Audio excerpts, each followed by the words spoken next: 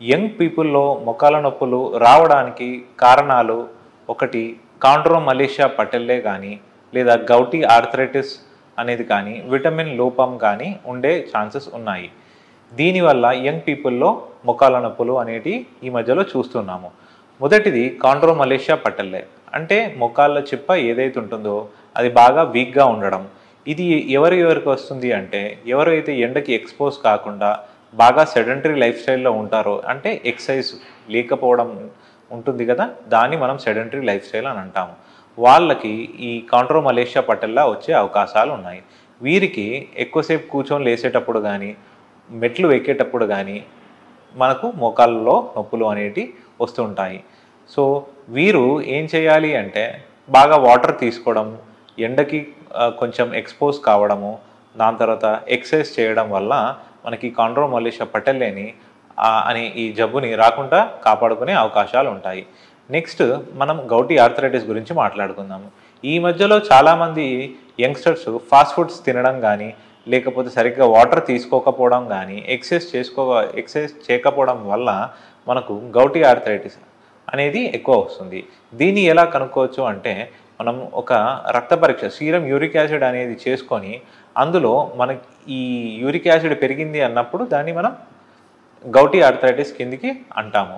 దీంట్లో మనం చాలా వాటర్ ఎక్కువగా తీసుకోవడం కానీ ఎక్సర్సైజ్ చేయడం వల్ల, దాని తర్వాత ఈ అంటే నాన్ వెజ్ ఎక్కువ తినకపోవడము, లేక కొందరు ఎవరైతే డ్రింక్స్ ఎక్కువ తీసుకుంటారో వాళ్ళ డ్రింక్స్ తక్కువ చేయడము, ఫాస్ట్ ఫుడ్ అయితే ఎక్కువ తింటూ ఉంటారో దాన్ని అవాయిడ్ చేయడం వల్ల మనం ఈ గౌటీ ఆర్థరైటిస్ని ప్రివెంట్ చేసే అవకాశాలు ఉంటాయి.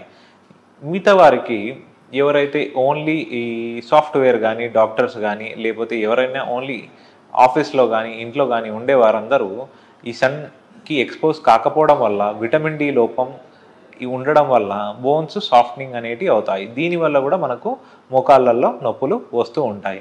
సో మనము మోకాళ్ళ నొప్పులు ఎందుకు వస్తున్నాయో తెలుసుకొని దానికి ప్రాపర్గా ట్రీట్మెంట్ తీసుకుంటేనే మనకు ఫ్యూచర్లో ఏం ప్రాబ్లమ్స్ అనేటివి రాకుండా ఉంటాయి.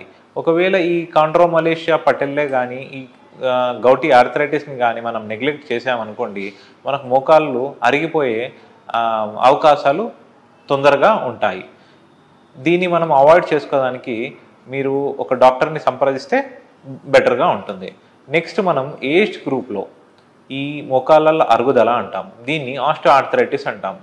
సో వయసు పెరుగుతున్న కొద్దీ మనకు మోకాళ్ళలో అరుగుదల అనేది పెరుగుతూ ఉంటుంది.